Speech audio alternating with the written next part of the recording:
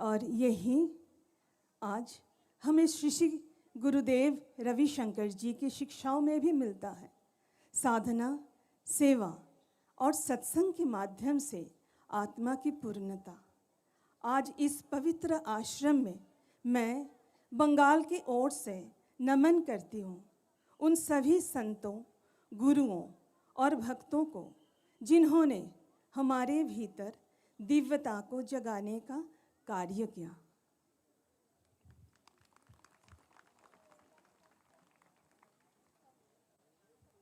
Bengal is one of India's most powerful spiritual heartlands, with its profound spiritual current that has flowed over centuries, shaping minds, nurturing hearts, and elevating consciousness.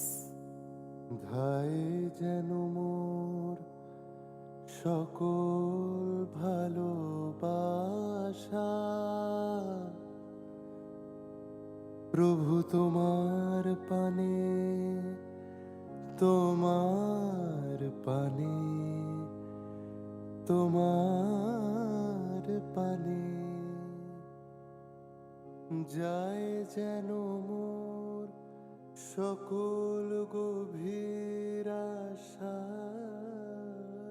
প্রভু তোমার কানে, তোমার কানে, তোমার কানে।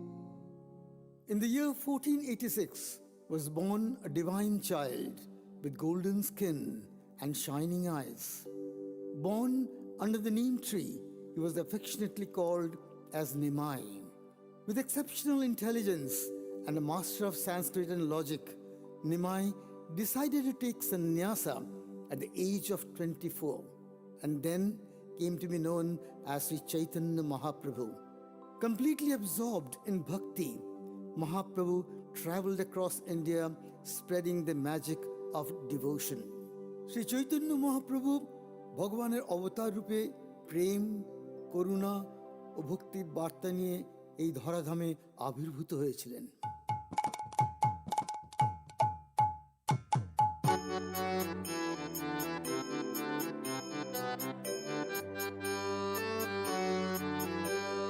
ভজ গৌরাঙ্গ কহ গৌরাঙ্গ লহ গৌরাঙ্গের নাম রে, ভজ গৌরাঙ্গ কহ গৌরাঙ্গ লহ গৌরাঙ্গের নাম রে, যেই জনা গৌরাঙ্গ ভজে সে হয় আমার প্রাণ রে, ভজ গৌরাঙ্গ কহ গৌরাঙ্গ লহ গৌরাঙ্গের নাম রে।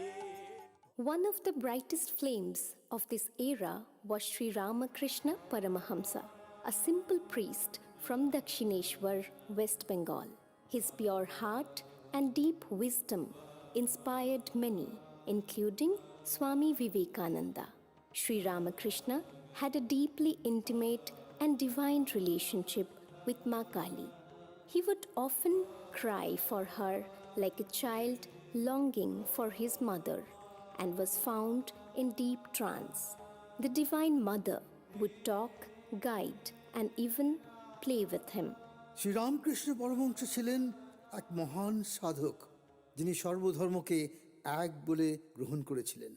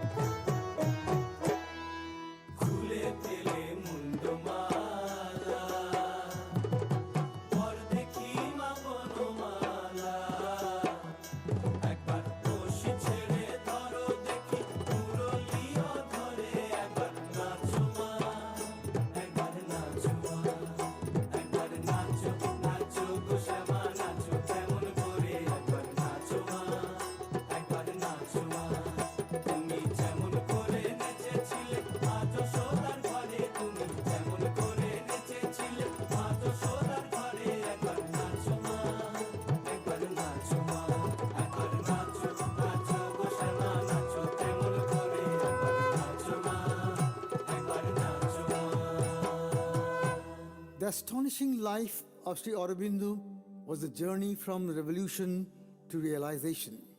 He inspired thousands to dream of an independent India, but something deeper was always calling him.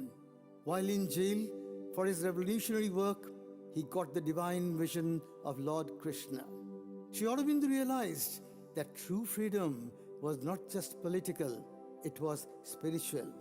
He then settled for his inner journey. Shri Aurobindo ছিলেন এক মহামানব। তিনি ভারতের আত্মার জাগরণ ও মানব জাতির দিব্য বিবর্তনের জন্য নিজের জীবন উৎসর্গ করেছিলেন।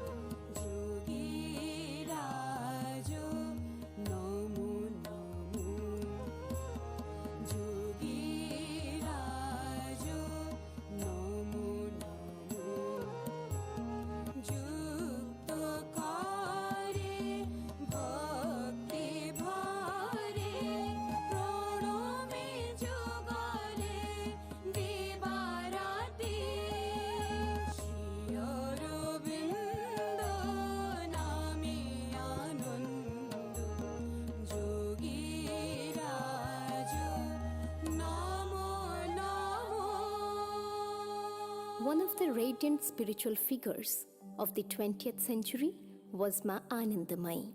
Her presence had a mysterious and electrifying intensity, much like Kali's divine force.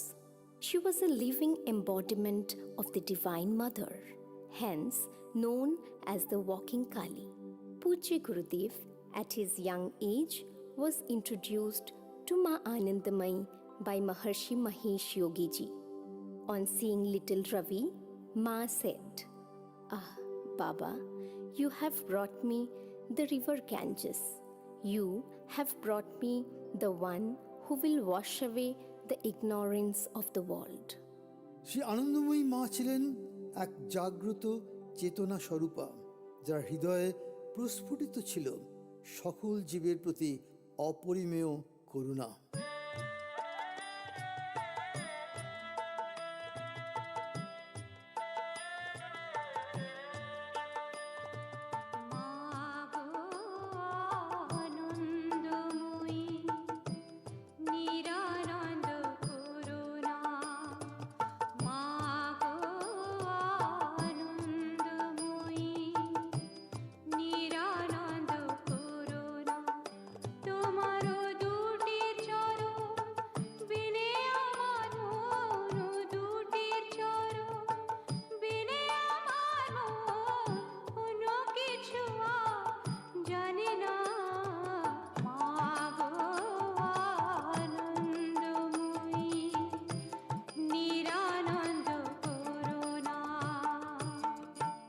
From the sacred soil of Bengal rose a timeless spiritual wave that did not stop.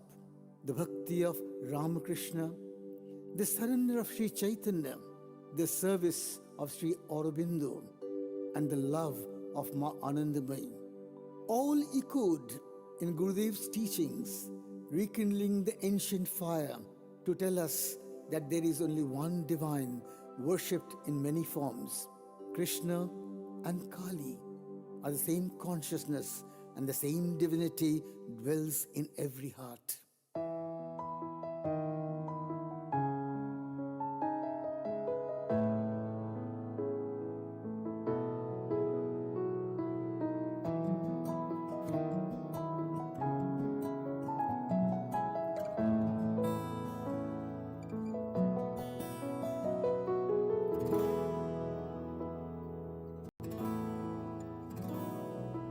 Krishna যে সেই কালী রূপ আমার, কৃষ্ণ যে সেই কালী রূপ, যার গলায় তোলে মুন্ডমালা, সেই রে বনমালী আমার, কৃষ্ণ যে সেই কালী রূপ।